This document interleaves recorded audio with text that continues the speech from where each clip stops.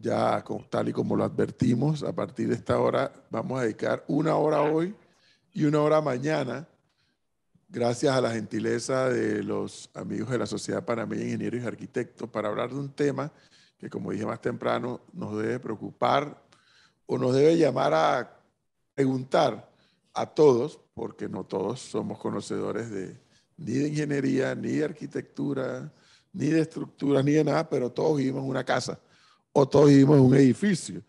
Y este país, yo no sé si decisión de Estado o decisión de la empresa privada, ha apostado por la construcción hacia arriba, sobre todo en la ciudad capital. Y siempre surgen preguntas, sobre todo para los que no somos conocedores, como yo decía más temprano.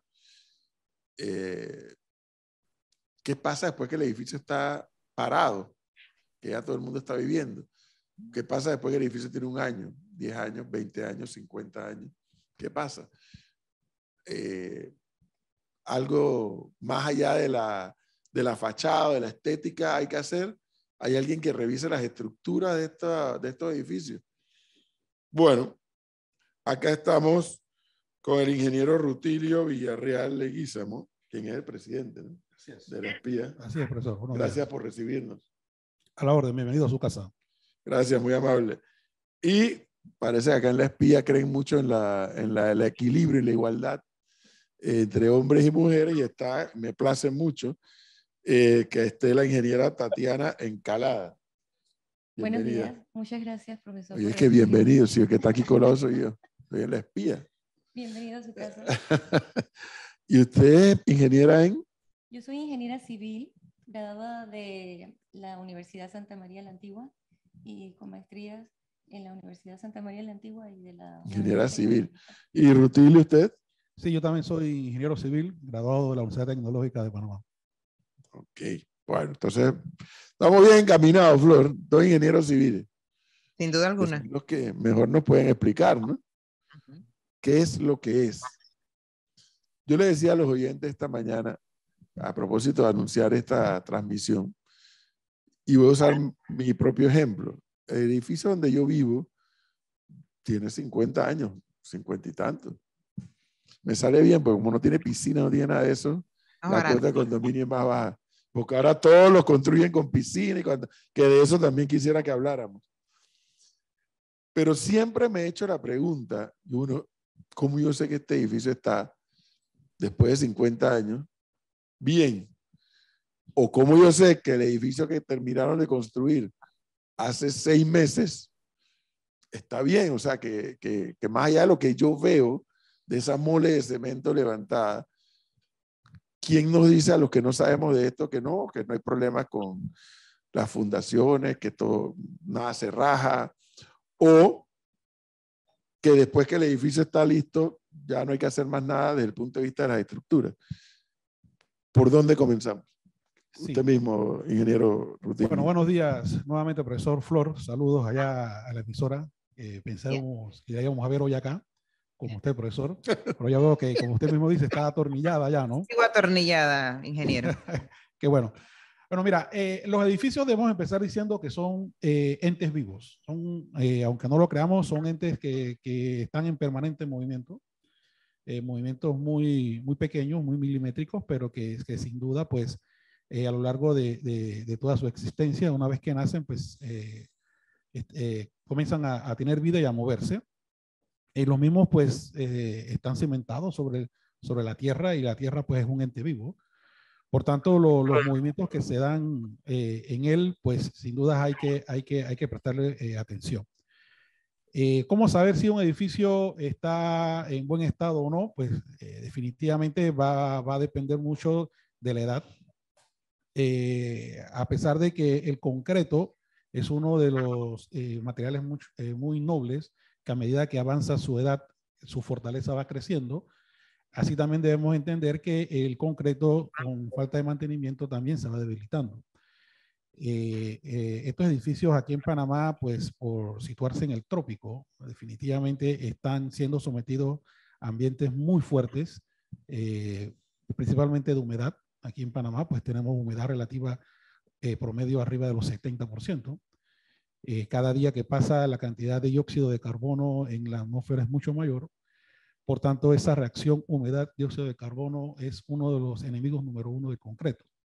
Y a eso súmele pues la parte del ion cloruro, pues producto de todo esto que trae los vientos que vienen del mar, ¿no? Nosotros, nuestra ciudad está frente al mar, a 80 kilómetros del mar Caribe, o sea que los vientos, tanto de la parte del Caribe como del Océano Pacífico, se interconectan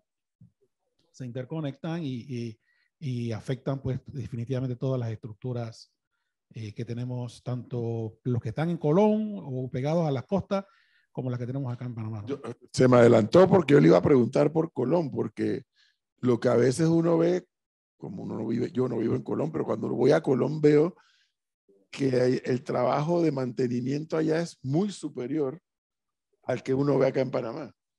Sí, definitivamente los vientos en el Caribe son un poco más fuertes. Eso está estudiado. Sin duda, la ciudad de Colón pues, está más sometida a estos temas, principalmente de la parte del ion cloruro. Ahora, también tenemos que observar que en Colón las estructuras, la gran mayoría son estructuras de acero. Por la parte industrial, usted puede observar los puertos, puede observar grandes galeras, es acero que está más expuesto al tema de la corrosión. En cambio, en Ciudad de Panamá, el concreto es el material que predomina, ¿no? Quizás sea por eso la diferencia. Ahora, ingeniera Tatiana, yo compro un apartamento en un edificio que tiene 6 pisos o 40 pisos, lo que fuere. Pago mi cuota de condominio, pago mi hipoteca. ¿Me debo preocupar o no me debo preocupar porque cada cierto tiempo el edificio revise su estructura? No la impermeabilización ni si pintan la fachada o no, sino la estructura del edificio. Yo creo que cada edificio que mantiene una junta directiva tiene una administración, y la administración generalmente posee un plan rutinario de mantenimiento, y entre ese plan de mantenimiento requiere una revisión de cada uno de los sistemas que compone el edificio, la edificación. Cada edificación tiene su propia particularidad en cuanto a los requerimientos de revisión en elementos estructurales, en sus sistemas sanitarios, sus sistemas eléctricos, sus sistemas especiales, y ese plan se tiene que llevar cada cierto tiempo.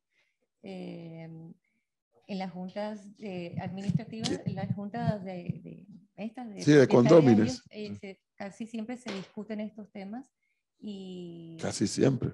bueno, en las que he participado. Ustedes, pues, gente muy responsable, porque pocas veces yo escucho hablar de esto, porque sí, a veces hasta para ponerse de acuerdo en el color de la pintura es un dolor de cabeza en esta asamblea de copropietarios. O sea, la pregunta es, ¿y existen en Panamá el grupo de empresas o de profesionales dedicados a revisar estructuras? Sí, por supuesto. De hecho, en mi práctica privada me dedico a esto, okay. el ingeniero Rutilio también, y hay muchos socios dentro de nuestra sociedad que también ofrecen estos servicios de manera profesional, y también hay muchas empresas idóneas, calificadas, que prestan estos servicios. Estos servicios generalmente van acompañados de ensayos, de pruebas, y se elaboran. Yo sí veo de manera muy positiva, porque precisamente tengo, gracias a Dios, muchos clientes, y sí veo que hay bastante actividad, y las juntas de propietarios y PHs están llamando a los ingenieros idóneos a que vengan y atiendan muchos requerimientos en las estructuras. Ingeniero Rutilio, en base a lo que me dice la ingeniera Tatiana, revisión superficial de las fundaciones y cimientos. ¿Cómo puede ser superficial eso? Sí, o mira, si no es superficial. Mire, a ver, nosotros debemos entender cómo funcionan estas edificaciones, primero que nada, ¿no? Lo que es la estructura principal, lo que nosotros llamamos la macroestructura, o sea, las vigas, columnas, losas, los mismos cimientos, pues tienen un tratamiento diferente en los temas de mantenimiento. Los elementos no estructurales como las paredes, los temas de cielo raso y demás, que es realmente lo que vemos nosotros a diario o los no conocedores de esto lo ven a diario, son lo que ellos pueden palpar de que tienen algunos tipos de problemas. Cuando nosotros vamos a estos edificios a hacer estas evaluaciones, justamente en la parte estructural tenemos que comenzar a evaluar primero el tema de los cimientos, ¿verdad? ¿Y qué evaluamos en los temas de los cimientos? Tomamos algunas muestras de suelo para saber qué tanto mineral o qué tanto ion, cloruro o qué tanto, o si hay algún tipo de sustancia que puede estar afectando el concreto que está debajo de estas fundaciones, ¿no? De eso es lo que nos referimos cuando hablamos de las revisiones superficiales en los temas de los edificios.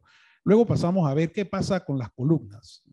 Las columnas es muy difícil verlo, pero salvo que ya haya avanzado mucho en el concreto, un proceso que nosotros denominamos carbonatación, que es cuando usted ve que el cemento comienza a verse unas vetas de color como óxido. Óxido, eso lo comentaba esta mañana. Bueno, es justamente ese proceso que nosotros conocemos como carbonatación, es la reacción química que ocurre con el cemento, con la presencia de humedad y el dióxido de carbono que le hablaba hace un momento. Cuando eso ocurre, el pH del cemento va bajando, o sea, se va haciendo más ácido, porque, a ver, vamos a empezar. El pH del cemento es muy alto, hablamos de pH de 12-13 en la escala de los temas de pH. Luego, cuando reacciona con el dióxido de carbono y la humedad que existe, él va bajando su pH hasta los niveles de 9-10. Y es ahí donde es caldo de cultivo justamente para que el acero que está adentro comience el proceso de corrosión. Y entonces comienza el acero a corroerse y es lo que ustedes entonces logran ver, estas manchas de color marrón que salen en los elementos. Y eso es indicativo de ¿qué? De que el acero de refuerzo de ese elemento está teniendo problemas y hay que entrar a reparar. Me estoy poniendo nervioso.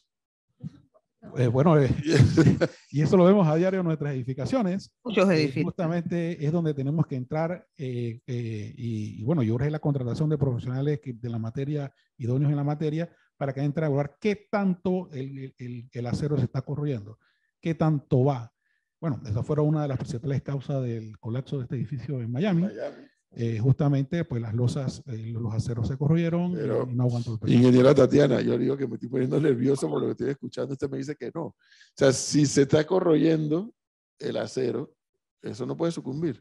Depende también, ¿no? Okay. El proceso que el ingeniero le está explicando simplemente es el proceso de la corrosión. Sí la vemos, pero hay que hacerle mantenimientos preventivos. También hay estudios, se puede reemplazar con una patología adecuada, se puede reemplazar el elemento, pero tiene que ser una intervención realizada por un profesional idóneo en el tema, que conozca. Entonces, esas reparaciones, hacerla uno poniéndole una pinturita o picando y simplemente colocarle, ¿cómo se llama? Anticorrosivo, no, esas no son las reparaciones correctas. Hay que hacer todo un estudio, un análisis, y si hay que reforzar se puede lograr, pero a tiempo. Yo me quedé sorprendido hace 2 semanas. Tenía buen rato de tener unas filtraciones en mi casa, aquí en mi apartamento. Hasta que ya mi esposo y yo dijimos, bueno, vamos a traer un experto que nos diga estas filtraciones de qué son. Y lo que es no saber. Yo pensé que iban a llegar con martillo y cincel, que iban a picar por todos lados para ver. Llegó con una especie de una pistola. Y decía, mire, aquí no hay tubería, aquí hay filtración, pero no es tubería. Acá no sé qué, acá. Y yo, pero ¿cómo es la cosa? Con una, no sé, debe ser como un infrarrojo, algo así, supongo, ¿no? Sí, son cámaras termográficas que justamente miden en la humedad, ¿no? Por temas de temperatura ya pueden determinar si hay humedad o no hay y se humedad. veían colores, dependiendo Así del es. color, él me decía qué era o qué no era. Es Ahora, correcto. eso es para detectar el problema. Pero la acometida del problema, no digo en la filtración, sino en el caso del acero, en el caso del cemento. Sí, una vez que se logre determinar que ha iniciado un proceso de carbonatación en estos elementos estructurales, lo siguiente es investigar qué tanto el acero ha perdido su diámetro o su entereza, ¿no? Una vez que se determine eso, entonces pues se escoge cuál va a ser el tema o la metodología de reparación. Pero profesor, mire, y radio oyentes, esto pasa justamente por dar ese mantenimiento. O sea, ustedes me preguntarán, ¿qué tipo de mantenimiento hay que darle a estas estructuras para que no ocurra eso? A ver, si el problema es el dióxido de carbono en el ambiente, eso no lo vamos a poder eliminar. O sea, eso está aquí. Los carros pues emiten dióxido de carbono. La humedad no la vamos a poder eliminar. Estamos en el trópico, Panamá pues 70% de humedad, como les dije, promedio. Pasa es por revestir estas estructuras con los productos adecuados para evitar y sellar los poros de estas estructuras, para evitar que esa humedad y ese dióxido de carbono penetre a nuestras estructuras. Y cuando me refiero a estructura, me refiero a columnas, vigas, losas. Las paredes, pues, es otro tema, ¿no? Las paredes son elementos no estructurales. ¿Qué hacemos nosotros aquí en Panamá?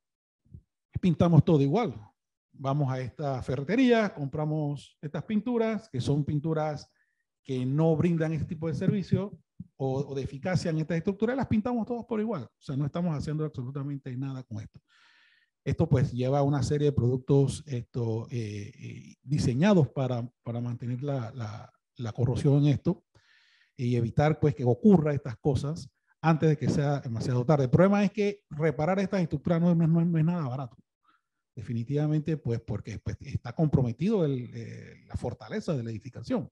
Por tanto, pues pasa por intervenciones un poco costosas que quizás los condominios, los PH, los dueños de estos apartamentos, pues esto siempre resienten al momento de estas cuotas extraordinarias y demás, ¿no? Pero bueno, Panamá, pues hoy por hoy, todos podemos ver qué sucede en nuestro gran skyline, ¿no? O sea, estamos hablando de 4 de los edificios más grandes de Latinoamérica, están aquí, todo lo que podemos ver nada más asomándose aquí a la ventana. Es importante pues que se dé ese mantenimiento principalmente a la parte estructural. Ahora le hablaremos sobre la parte de los elementos no estructurales, ¿no? Ingeniero, pero más allá del clima que tenemos aquí en Panamá y más allá de que no se le den el mantenimiento debido a estas estructuras, ¿qué pasa con las fallas estructurales que cometen las empresas constructoras cuando levantan este tipo de edificios? O sea, ¿qué pasa con la responsabilidad de cada una de esas empresas? Mira, Flor, eso hay que dimensionarlo en su justa dimensión, valga la redundancia. Mira, fallas estructurales como estructuras no existen. Aquí en Panamá no se caen los edificios.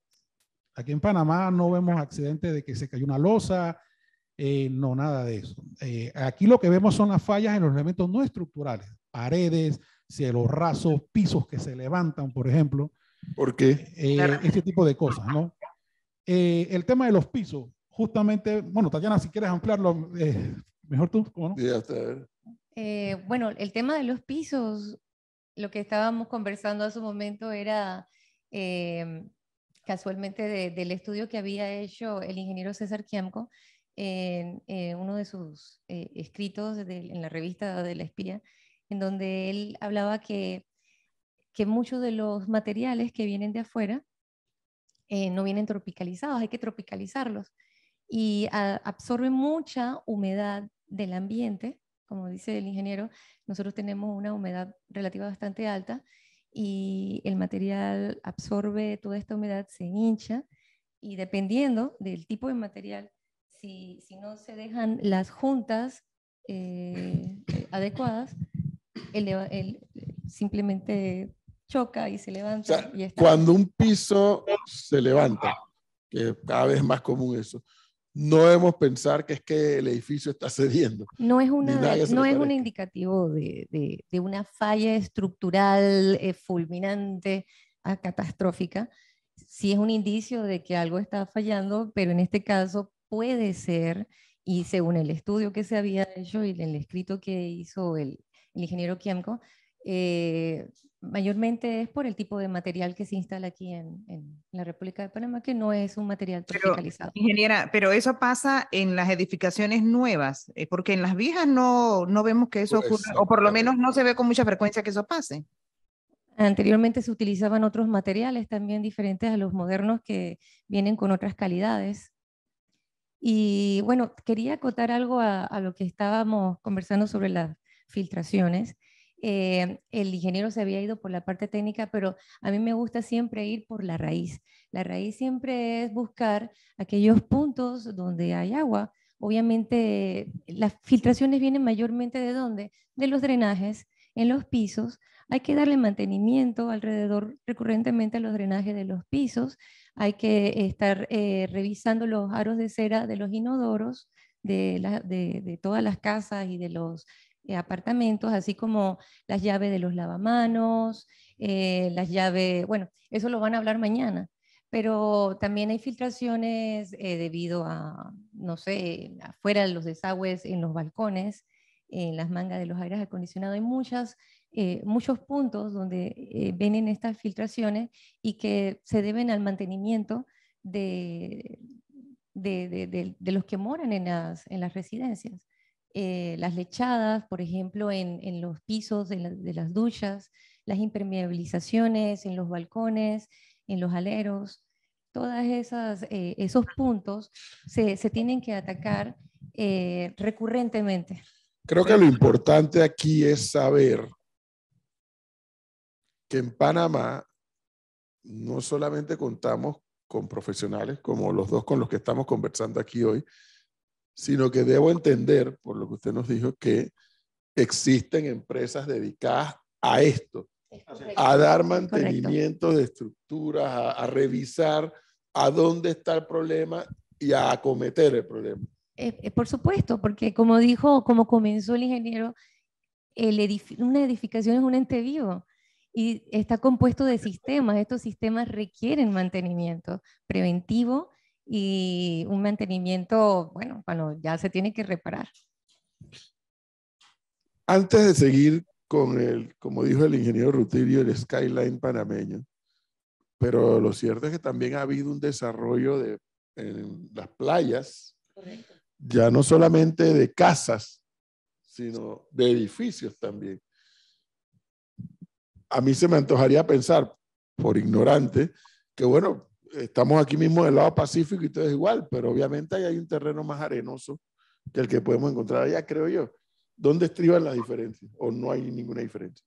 Bueno, sí hay algunas diferencias, definitivamente, y ya esto pasa por temas de diseño estructural, ¿no? Sin duda, Ciudad de Panamá tiene una ventaja en donde podemos encontrar la roca donde se cementa nuestro edificio a menos de 30 metros de profundidad. Eso da una gran ventaja en comparación con lo que sucede por lo menos en el área de las playas, en donde el terreno es un poco más arenoso y la roca se encuentra un poco más profunda. Por tanto, los sistemas de fundación son diferentes, ¿no?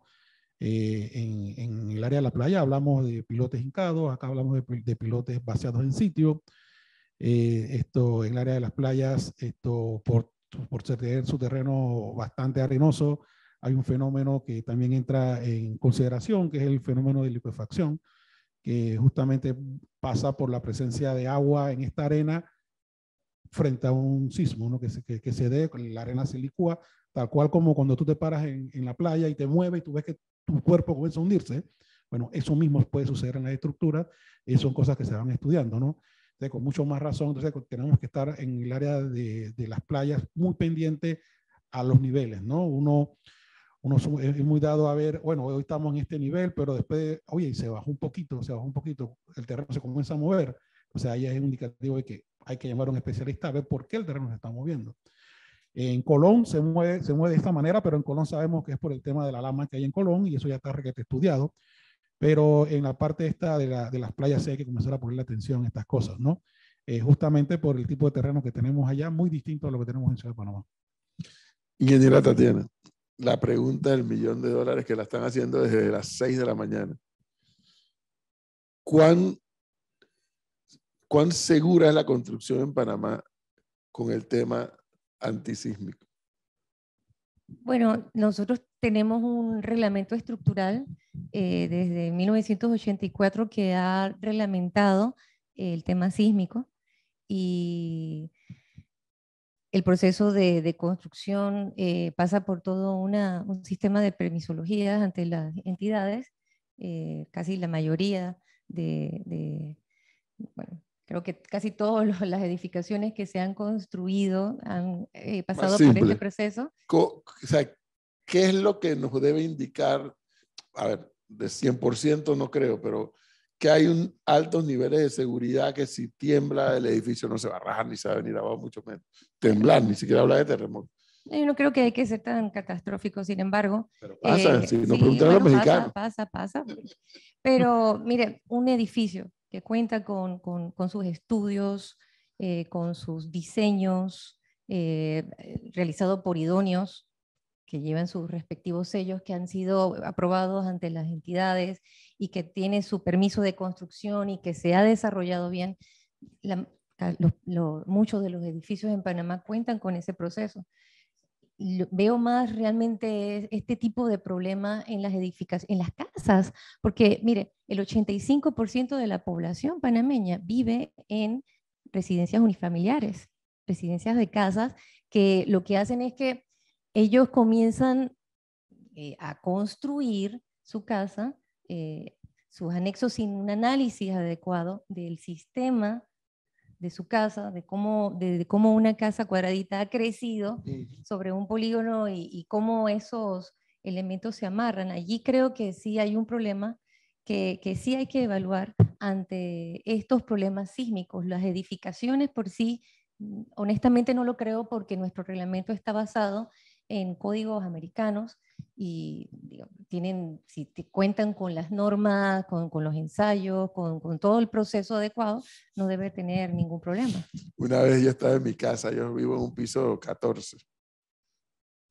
15, y tembló. Yo nunca lo había sentido. Y yo sentía que el edificio se movía de un lado para otro. Y a la verdad, cuando estás ahí arriba, yo, ¿qué voy a hacer? ¿Dónde voy a coger? Y no me acuerdo a quién yo le hice el comentario y me dijo, no, si se mueve, está bien. Exacto. Si no se mueve, preocúpate. No, imagínense que ya hay tanta tecnología como el Taipei 101 que tiene su amortiguador arriba, entonces... Sí, lo vi, lo pude ver. Así que... Pero que explíquenos esto de que se mueve. Bueno, él tiene oscilaciones, sí, obviamente. Pero la diferencia entre que se mueve y que no se mueva, me dijo alguien que es que si no se mueve es rígido y allí sí se puede fastidiar el edificio. Correcto. O sea, pero me refiero al tipo de materiales. Bueno, el material, cada edificio tiene un comportamiento de acuerdo al diseño estructural que se le ha dado. Entonces, cada edificio, dependiendo del sistema constructivo, tiene una oscilación. Entonces, eso varía. Varía. Esos son temas técnicos realmente. Yo pudiera ampliar un poco. Mira, la verdad que el mensaje a la ciudadanía, nuestros edificios son seguros, profesor. Sin duda, como dice Tatiana, desde 1984 pues existe una reglamentación para el diseño de estos edificios. Ahorita en el 2021 acabamos de actualizar esa reglamentación. En Panamá, tras los estudios que se hicieron para la ampliación del canal y el estudio que se hizo sobre la falla de Pedro Miguel, se trajeron unos expertos de los Estados Unidos, justamente el canal los trajo justamente a hacer estas evaluaciones. Fueron estudios muy científicos, estudios de paleosismología, una serie de temas que se hicieron, y eso generó un mapa por primera vez en Panamá, un mapa de aceleraciones sísmicas, que son el mapa que se está utilizando a nivel nacional para hacer y saber en qué punto del país existen las aceleraciones de diseño. Esto es algo muy tecnológico, pero en Panamá, hablando de la ciudad capital, los edificios arriba de 50 pisos, ya el tema sísmico no es el que domina o controla el diseño per se del edificio, sino el viento. El viento es el que ya comienza a influir más en esos movimientos que el sismo, ¿no? El sismo, pues sí, sin duda, puede tener afectaciones importantes en estructuras bajas, edificios de 30 pisos, galeras, las casas, que la hablaba Tatiana, ¿verdad? Pero ya edificios mucho más altos de 50 pisos es el viento que comienza a dominar.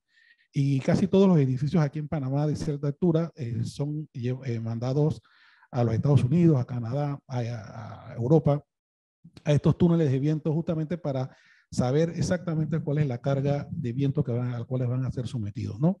Eso sí está muy estudiado y muy,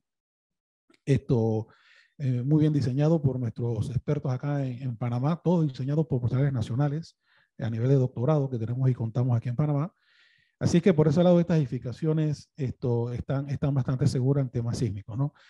La preocupación siempre ha sido en la pequeña vivienda, como Tatiana dice, pues el 85% de la población panameña vive en casas de un solo nivel, en las cuales la manera como se desarrollan estos crecimientos, si bien es cierto, estas barriadas cumplen con los requerimientos que se piden para las mismas, los anexos que se hacen a las mismas muchas veces no. ¿Ves? Una estructura o una casa que fue concebida inicialmente por los arquitectos de manera, con una geometría rectangular, por llamarla de una manera, se le van haciendo anexos en donde la geometría de la misma va cambiando, y eso sí tiene una influencia muy directa sobre esa casa al momento de verse sometida a cargas laterales como es un sismo. Entonces, no es hacer anexo por hacer, no es ir a comprar materiales y contratar un albañil y armo esta pared, quiero agrandar mi cuarto, no. Eso debe y obedece a un análisis estructural que lo debe hacer un profesional idóneo, justamente porque ahora esto va a cambiar su forma geométrica y esto pues la casa funciona como un sistema, como un todo.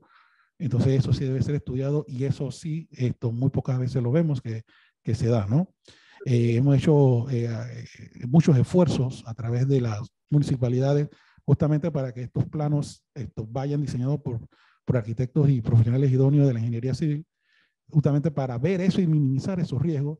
En Ciudad Capital lo tenemos bastante controlado, pero en el área del interior sí, el tema es un poco más complicado. Y ante un sismo, esas son las viviendas que realmente, ante un sismo, esas son las viviendas que tendrían más riesgo realmente, más que las edificaciones altas. Oiga, para cualquiera de los dos, los oyentes acá, lo que más reportan de lo que le ocurre en sus casas o apartamentos es el levantamiento de los pisos, además del tema de las filtraciones y de las rajaduras de paredes en las edificaciones.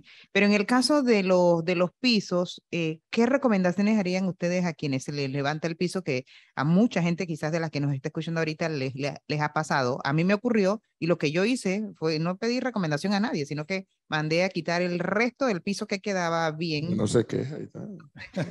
Buscó a los expertos, ahí está. Sí, mira, lo de los pisos. PVC, pero hay gente que vuelve a poner piso de el mosaico que se le levantó y le vuelve a ocurrir. O sea, ¿cuál sería la recomendación que ustedes como expertos le dan a la gente una vez que les pase una situación como esta?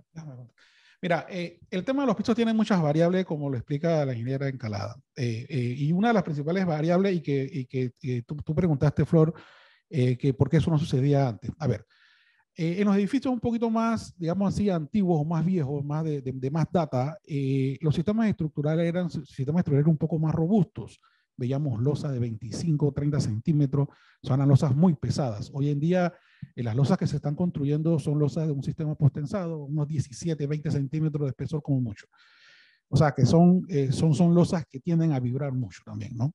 A eso súmale la teoría de la experimentación que hizo el ingeniero Kianco en su investigación sobre el tema de la humedad en los pisos y la falta de juntas en los mismos, que es la causal primaria de estas cosas. Cuando esto ocurre, justamente pasa por dos criterios. A ver, primero, ¿quién escoge el pegamento para pegar estas baldosas? Eso tiene su ciencia. Eso no puede ser, anda y cómprate un pegamento y ponerlo. No, hay que entender cómo funciona el edificio para entonces decir, bueno, esto va a generar esta cantidad de esfuerzo en este punto, por tanto, el pegamento debe contener esto que está aquí.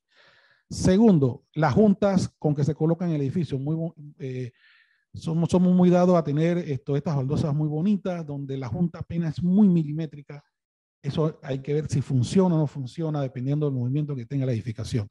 Hay otros que las juntas son abiertas, en donde pues ahí casi no ocurre, porque hay espacio para que se compriman las juntas y no se reviente y explote el piso, ¿no?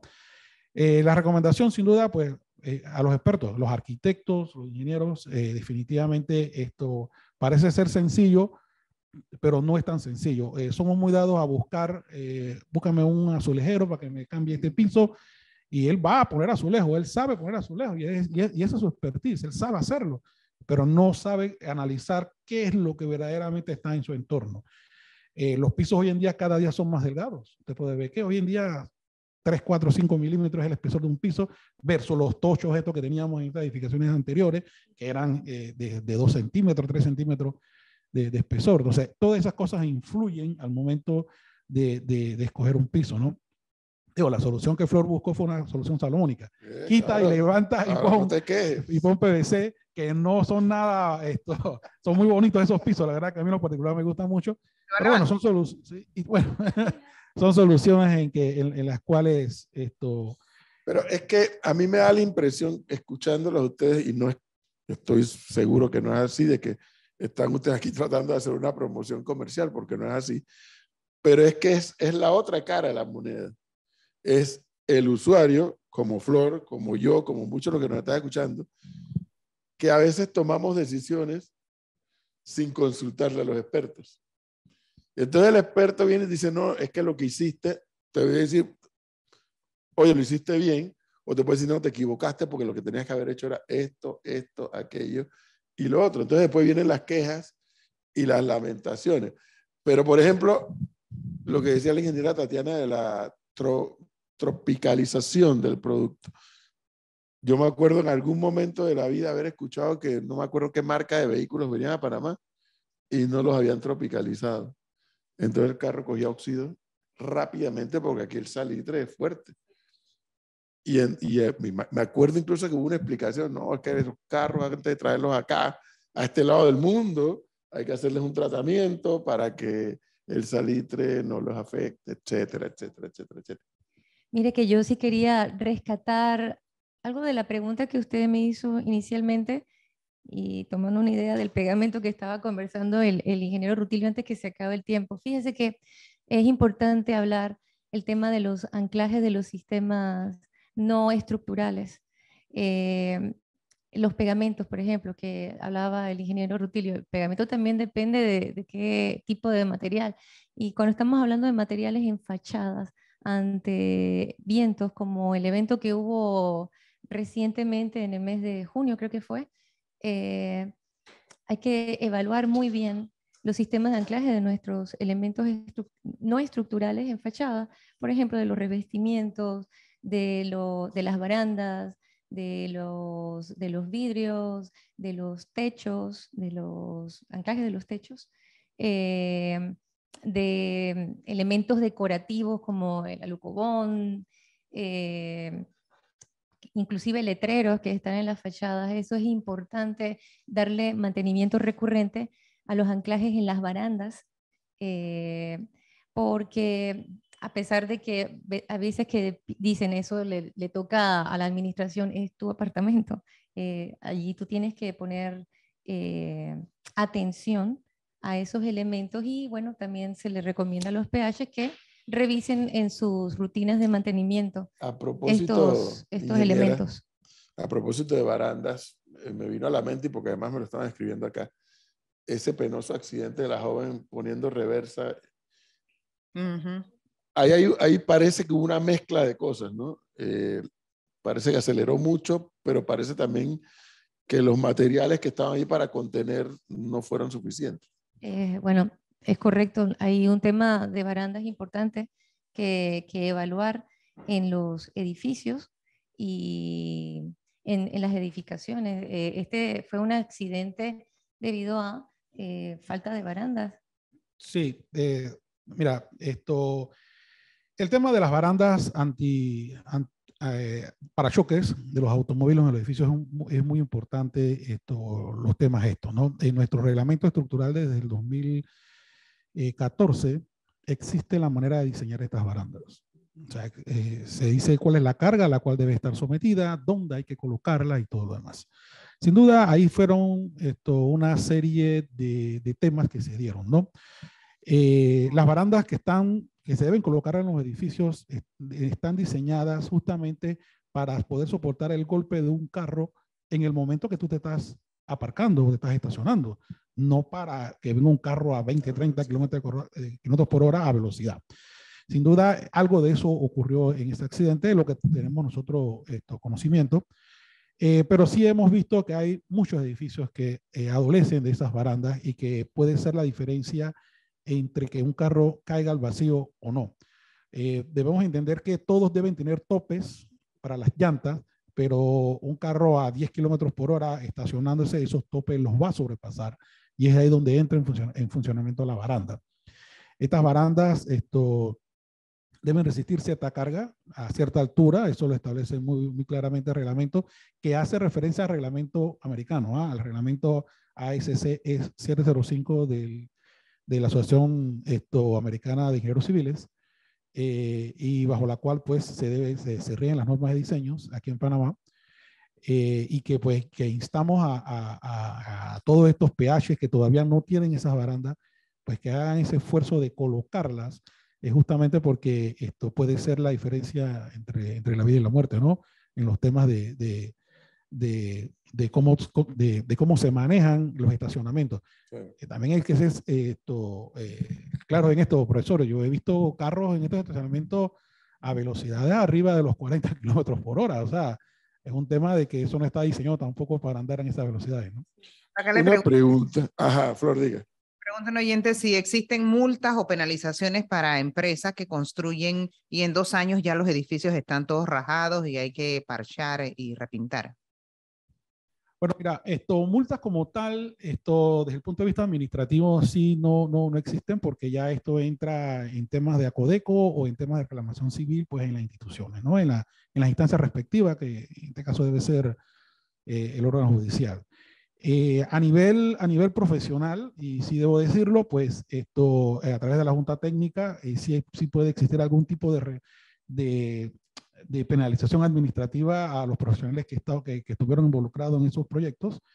Eso lo estipula muy bien la Ley 15 de 1959, cuál es el procedimiento a seguir con esto en cuanto a los temas de negligencia, deshonestidad e incompetencia en ejercicio profesional, ¿no?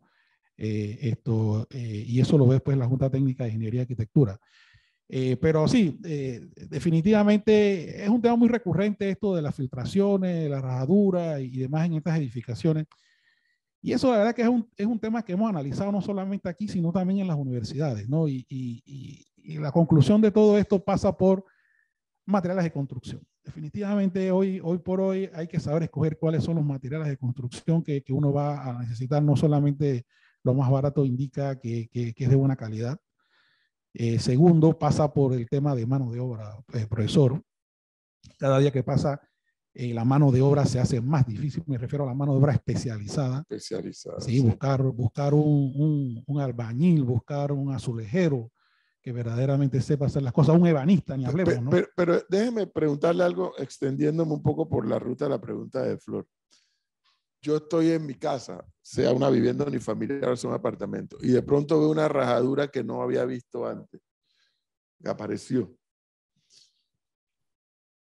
Bueno, la pregunta simple es ¿qué debo hacer? Pero la verdadera pregunta es ¿cuánto me debo preocupar de pronto ver una rajadura en la pared? Mira, el tema de la rajadura, digamos así, para el común de los ciudadanos, definitivamente esto nos dice muchas cosas. Por ejemplo, nosotros los que conocemos de esto podemos ver, una rajadura que tenga un ángulo de 45 grados, por ejemplo, más o menos, indica que hay un problema de asentamiento en uno de los elementos estructurales. Entonces ya uno cuando llega a ver este tipo de cosas, uno dice, bueno, aquí el tema va por asentamiento. Una rajadura totalmente vertical puede indicar pues que hay un tema de compresión en la pared. O sea, la pared se está comprimiendo más de lo que debiera comprimirse. Hay un movimiento inusual en la estructura. Hay que llamar enseguida. Ahora, hay otros tipos de rajaduras que somos que suelen salir en muchas ocasiones y que va a depender del espesor de la misma para poder determinar que hay una falla estructural o no. Una rajadura que no pasa del milímetro, pues podemos estar tranquilos, no pasa nada. Es un tema de repente de temperatura, que de repente son mucha calor y de repente cayó un aguacero y ese shock térmico pudo haber ocasionado que el material se fracturara de esa manera. Eso no indica de que hay un tema estructural. todo pasa justamente porque alguien vaya y evalúe lo que está pasando con esta estructura, ¿no? Otras veces vemos que las herraduras son como un mapa, como una telaraña, o sea, aparece como una telaraña. Bueno, esos son temas que tienen que ver con un mal fraguado del cemento al momento del repello. Eso no quiere decir que la pared se va a caer. Entonces son cosas que se pueden ir arreglando. O sea, las rajaduras son, para poder que sean temas estructurales, deben pasar más o menos como de 1 milímetro de abertura. Ahí sí hay que comenzar a preocuparse y llamar a los expertos. Una fisura siempre es un indicativo de que algo está sucediendo.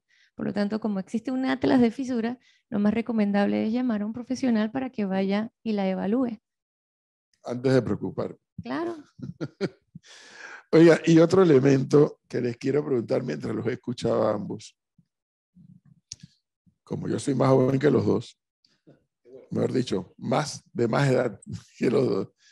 Yo me acuerdo antes, cuando empezaron a construirse los edificios altos en Panamá, o ni siquiera tan altos, cuando de pronto vino un boom allá en la década de los 70 de construcciones, ve dos cosas que no veo hoy en día. Uno, entre piso y piso, pura madera, puro mangle creo que era, entre piso y piso. Y dos, antes de, yo no sé, creo que ustedes le llaman losa, pero no sé si es la palabra correcta, antes de tirar cemento en el piso, era como una telaraña de hierro y alambres. Yo no veo ni una cosa ni la otra ahora. ¿Qué es lo que ha cambiado? El sistema constructivo y el sistema de diseño. Antes las losas eran losas reforzadas de manera directa y eran losas muy pesadas, llenas de acero. Hoy la tecnología nos permite utilizar cables, que es lo que en Panamá se construye. Panamá tiene el récord a nivel de Latinoamérica de más losas postensadas construidas. E inclusive teníamos el edificio más alto en el sistema postensado. Losas postensadas. Sí. ¿Eso qué es? Postensada es... Pues dice postensada, pues es un poste tenso. No, son cables. Las vigas que antes estaban llenas de acero, como ustedes muy bien explican, hoy en día son suplantados ese acero por cables. Cables que una vez que el concreto es vertido, después que tiene cierta resistencia, o por lo usual ocurre a los 3-4 días, esos cables se tensan y los esfuerzos dentro de ese elemento aumentan, teniendo pues ya la viga apta para cargar y la losa ya apta para carga. Por tanto, pues puedes desencofrar, puedes quitar esa formaleta y seguir construyendo con mucha más velocidad. Es por eso que nosotros vemos que aquí en Panamá un proyecto levantamos una losa por una semana. losa por semana, ¿no? Sí. O sea, una velocidad que cuando vienen los profesionales de afuera, la primera pregunta es ¿cómo ustedes hacen esto? O sea, ¿cómo ustedes han perfeccionado tanto el sistema postensado que pueden subir tan rápido estos edificios, ¿no?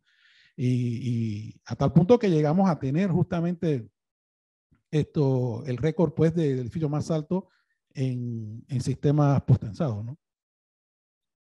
Postensado. Entonces, eso eliminó esa red de hierro y alambre que uno veía entre y permitió que las losas fueran más delgadas, y con el sistema de muros cortantes también entonces tenemos placas planas, placas cuya cielo raso también sirve de, que la losa sirve de cielo raso.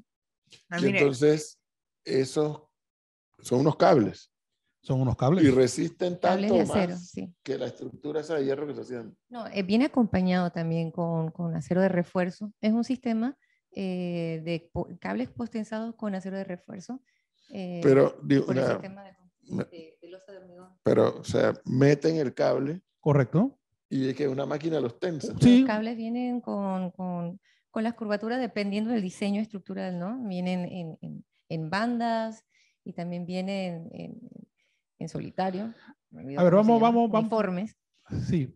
Y después de vaciado, entonces se mide la resistencia del concreto. Si ha pasado el 75%, se procede a tensar, y cada 7 días, 14 días se tensa, y ese es el sistema posttensado.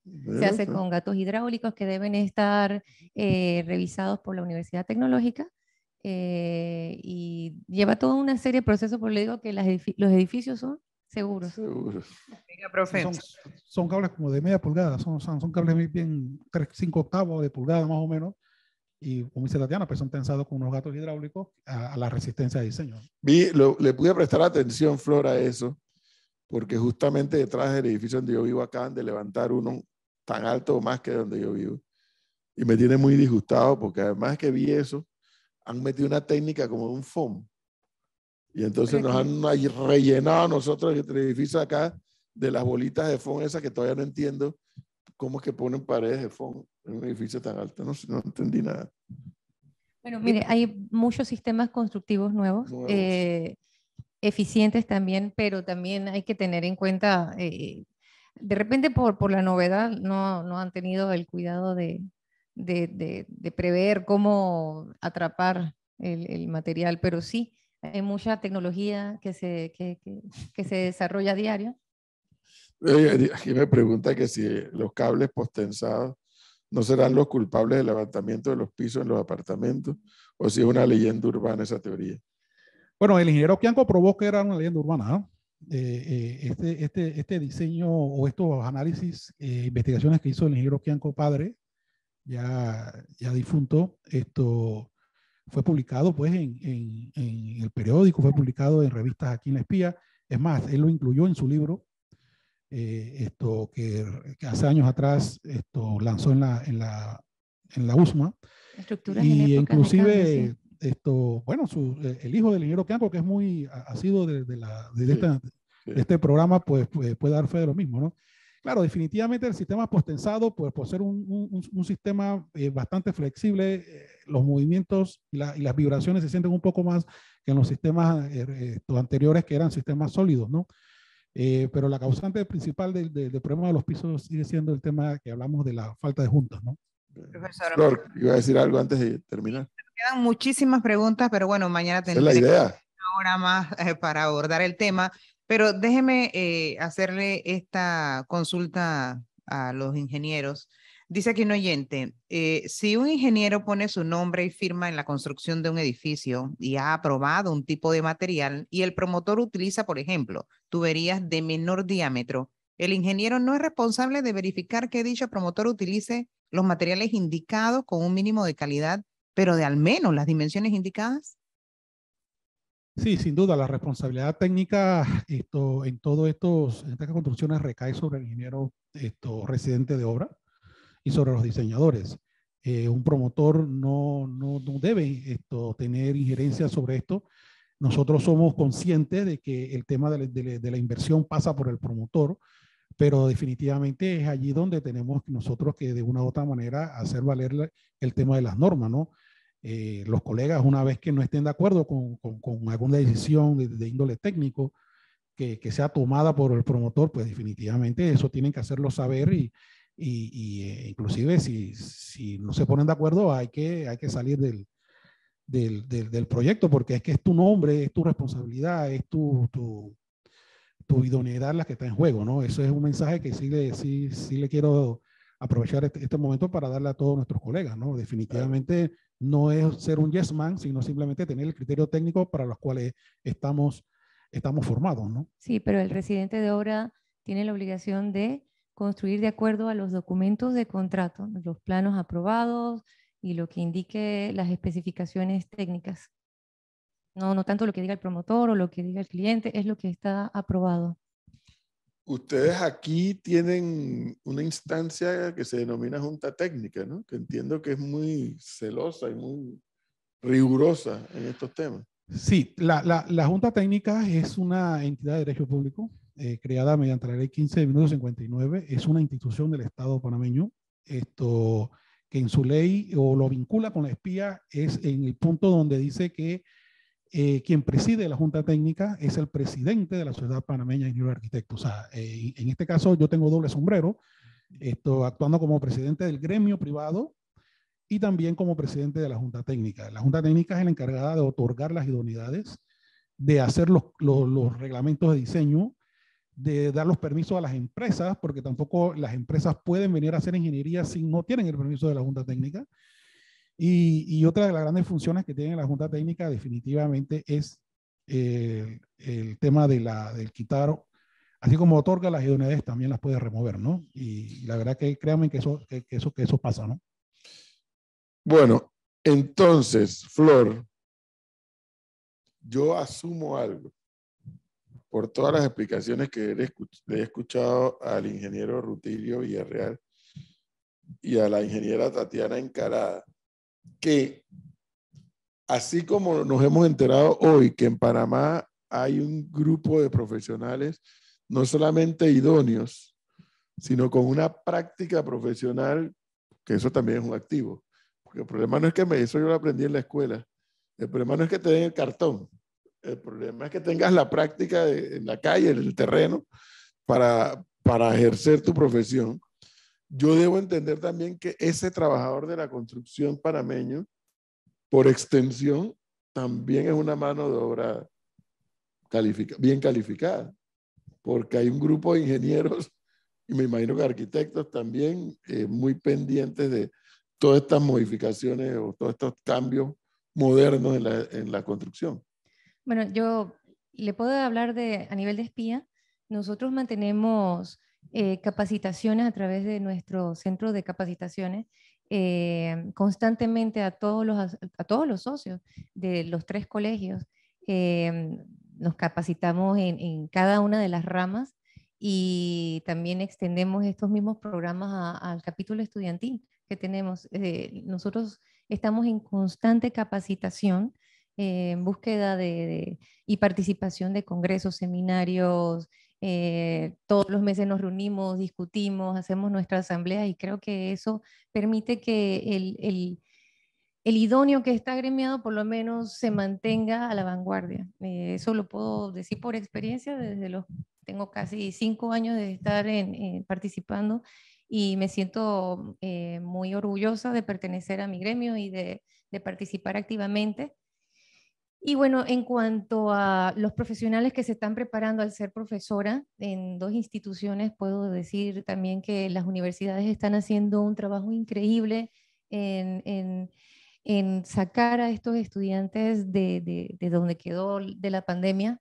Estamos haciendo programas de convenios, acercamientos, por ejemplo, con la espía, acercamientos con las industrias, haciendo giras. Entonces yo te puedo hablar de la parte profesional. Veo que hay un movimiento muy positivo hacia la capacitación, no solamente a la parte académica, sino a la parte de servicio social, a la parte de educación superior continua. Y con respecto a la mano de obra, bueno, la mano de obra, también hay muchos programas como los que se está desarrollando en el ITSE. Sin embargo, en la práctica veo mucho informal que está siendo llamado directamente y que sí sabe su oficio, sin embargo necesita la orientación de un profesional que le pueda guiar adecuadamente en cómo hacer mejor su trabajo, porque al no tener el conocimiento técnico lo está ejecutando mal.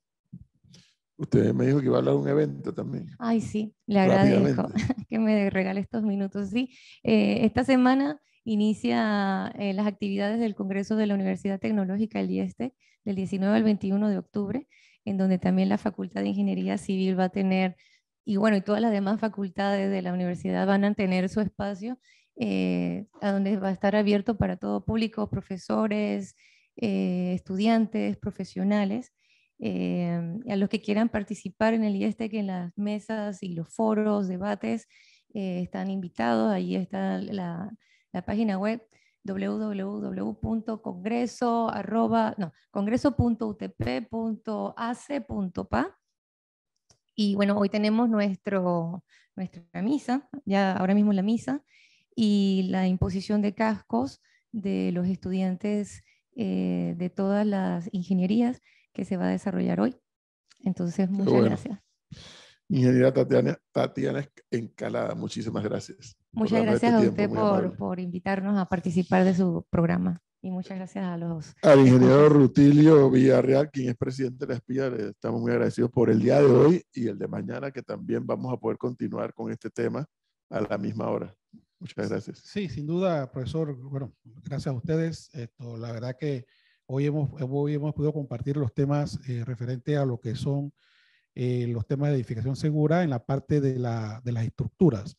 Pues mañana quizás venimos con lo que prácticamente se ve en el día a día, que son las partes la parte eléctrica y mecánica de que componen estas estructuras, háblese de elevador, gas, electricidad, sistemas especiales y demás, ¿no? Eso es lo que creo que levanta un poquito más de pasión, porque es lo que vemos en el día a día los usuarios de los PHs. Así que los esperamos mañana, pues a la misma hora, Así es. 8 de la mañana, ¿no? Mañana continuamos desde la espía con este interesante tema.